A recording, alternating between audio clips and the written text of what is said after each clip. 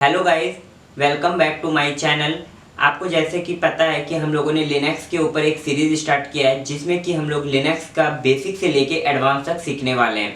तो ये video Linux के सीरीज़ का पहला वीडियो होने वाला है जिसमें कि हम लोग लिनक्स के बेसिक्स के बारे में सीखेंगे, जैसे कि लिनक्स का हिस्ट्री के बारे में, फिर लिनक्स होता क्या है, इसको हम लोग यूज़ क्यों करते हैं, और भी बहुत सारी चीज़ हम लोग आज के इस वीडियो में कवर करने वाले हैं। तो वीडियो अगर पसंद आए तो वीडियो को लाइक कीजिए, चैनल को सब्सक्राइब कीजिए और दोस्तों के साथ शेयर करना मत भूलिए। तो चलिए वीडियो को शुरू करते हैं। वीडियो को शुरू करने के पहले टेबल ऑफ कंटेंट को देख लेते हैं कि आज के इस पूरे वीडियो में आप सबको क्या क्या सीखने को मिलेगा।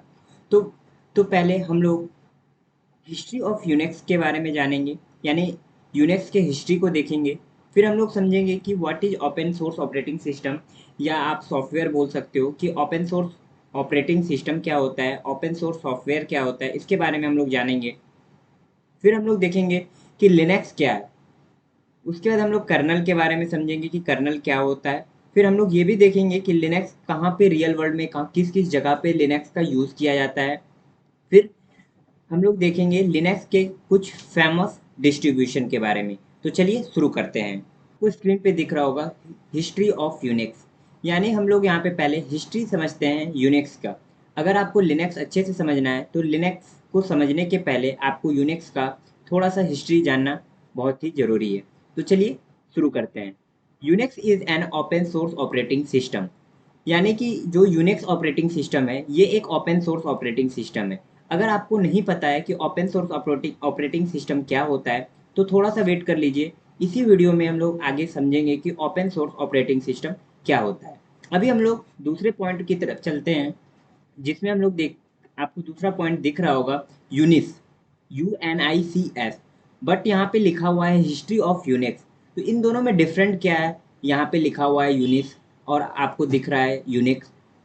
तो पहले जो यूनिक्स जब डेवलप हुआ था तो उसका नाम यूनिक्स नहीं था, यूनिक्स था, UNICS।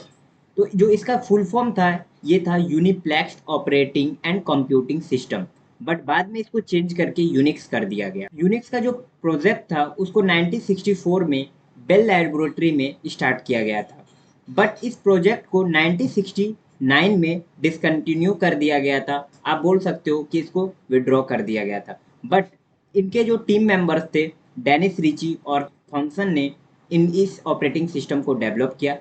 फिर बाद में Ken Thompson and Dennis Ritchie wrote the first C compiler in 1973 the Unix kernel in C, यानी कि बाद में फिर से यूनिक्स ऑपरेटिंग सिस्टम का पूरा कोड को इन्होंने सी लैंग्वेज में लिखा, यानी कि जो यूनिक्स का कर्नल है उसको फिर से रीडिज़ाइन किया, फिर से लिखा सी लैंग्वेज में 1973 में।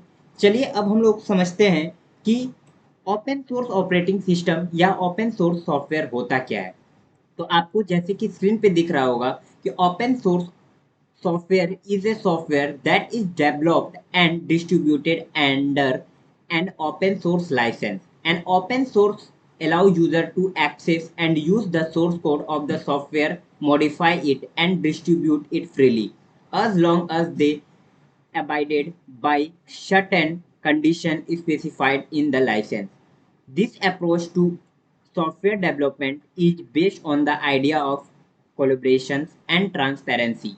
By making the source code available to anyone, developers from all over the world can contribute to the project, improve it and fix bugs.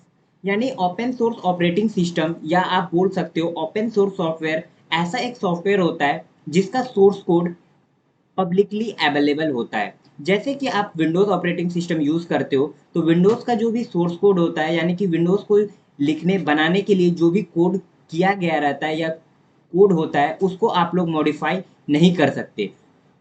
Windows आपका ओपन सोर्स ऑपरेटिंग सिस्टम नहीं है, but जो Linux है वो आपका open source operating system है।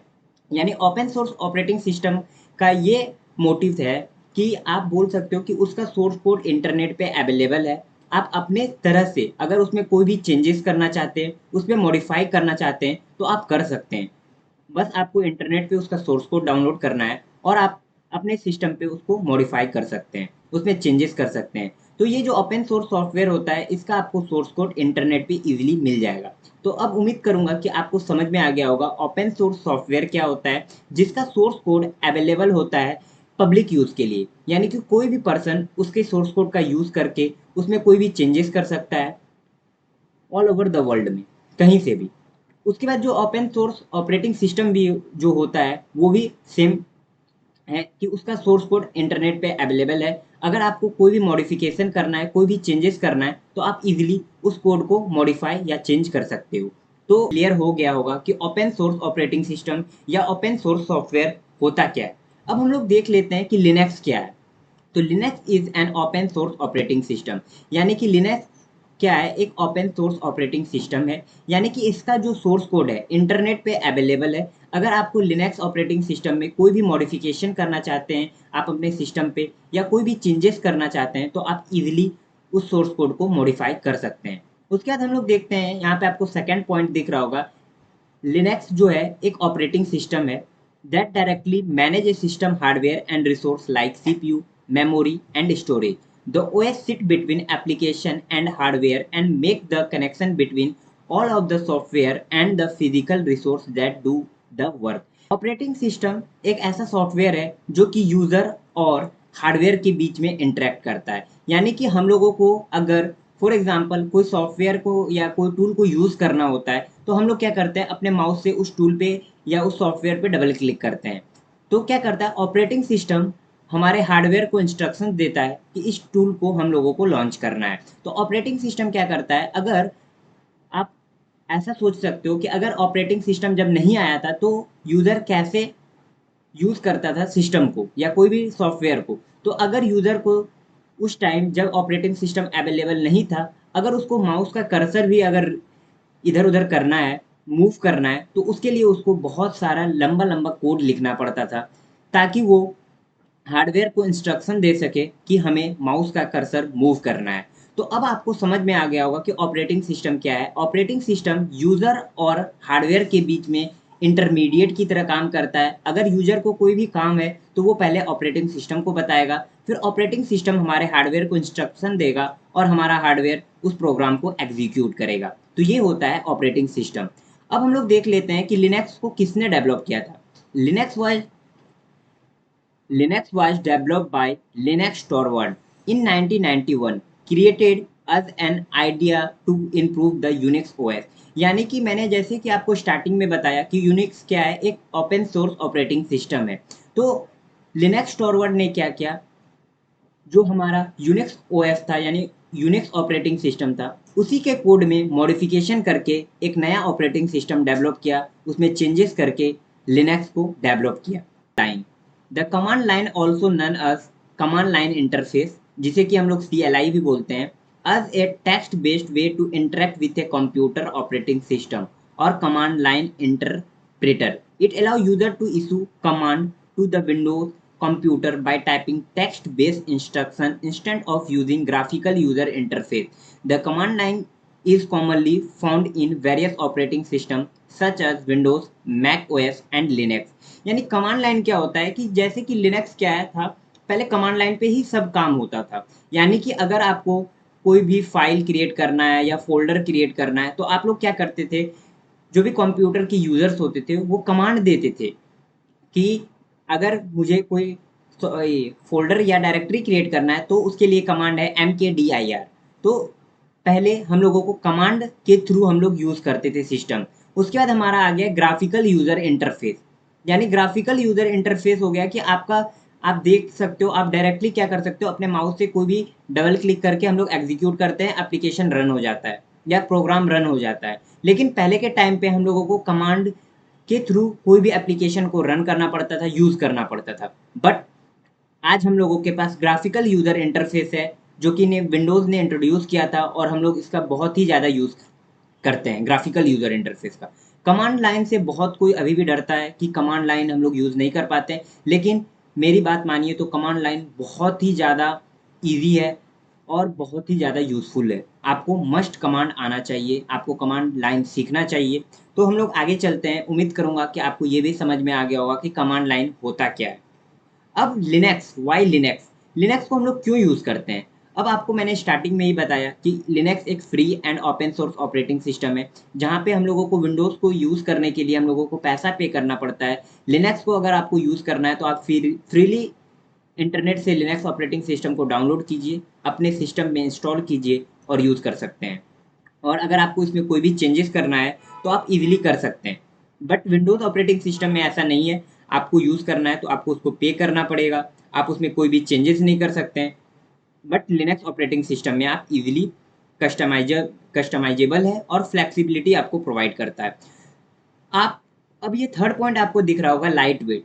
अगर आपका कितना ज़्यादा भी पुराना अगर सिस्टम है, अगर आप उसमें लिनक्स यूज़ करोगे तो वो बहुत ही ज़्यादा स्मूथली वर्क करेगा। लेकिन अगर आपको विंडो यूज़ करना है, अगर आप बहुत पुराने लैपटॉप में यूज़ कर रहे हो तो वो आपका हैंग करेगा। लेकिन लिनक्स बहुत ही ज़्यादा स्मूथ वर्क करेगा। तो लिनक्स एक लाइट वेट ऑपरेटिंग सिस्टम है। फिर यहाँ पे तो लिनक्स आपको सिक्योरिटी भी बहुत अच्छी प्रोवाइड्स करता है, और जो लिनक्स का कम्युनिटी एंड सपोर्ट है वो बहुत ही ज़्यादा अच्छा है। अगर आपको कोई भी इशू है तो आप इसके सपोर्ट पे जाके आप अपने क्वेश्चंस को पूछ सकते हैं। वेयर इज लिनक्स यूज, यानी कि रियल वर्ल्ड में लिनक्स का कहाँ कहाँ पे यूज़ किया जाता है। Space centre, scientific research, server and networking. आप लोग जैसे गूगल का सर्वर हो गया, फेसबुक का सर्वर हो गया, वहाँ पे भी लिनक्स का ही यूज़ किया जाता है, क्योंकि लिनक्स बहुत ही ज़्यादा फास्ट ऑपरेटिंग सिस्टम है। फिर सुपर कंप्यूटर में भी लिनक्स का यूज़ किया जाता है, डेटा सेंटर में भी। और आपका जो कि इवन आज के टाइम पे आप लोग जितने भी एंड्रॉयड फ़ोन यूज़ कर रहे हो, उस आप लोग जितने मोबाइल एंड्रॉयड फ़ोन यूज़ कर रहे हो, उसमें भी लिनक्स का ही कर्नल डाला गया है। तो अब आपको समझ में आ गया होगा कि आपका एंड्रॉयड फ़ोन भी लिनक्स पे ही काम कर रहा है। अब यहाँ पे हम लोग देखते हैं लिनक्स के कुछ फेमस डिस्ट्रीब्यूशन, जैसे कि उबंटू हो गया, रेड हैट लिनक्स हो गया, फिर डेबियन हो गया, फेडरोला हो गया, लिनक्स मिंट हो गया, आर्क लिनक्स हो गया। तो ये सब लिनक्स के कुछ फेमस डिस्ट्रीब्यूशन थे जिसको आप इजीली यूज़ कर सकते हो। तो उम्मीद करूँगा कि आपको इस वीडियो से कुछ नॉलेज मिला होगा। अगर आपको ये वीडियो पसंद आया होगा तो वीडियो को लाइक कीजिएगा, चैनल को सब्सक्राइब कीजिएगा और दोस्तों के साथ शेयर करना मत भूलिएगा। Thanks for watching this video.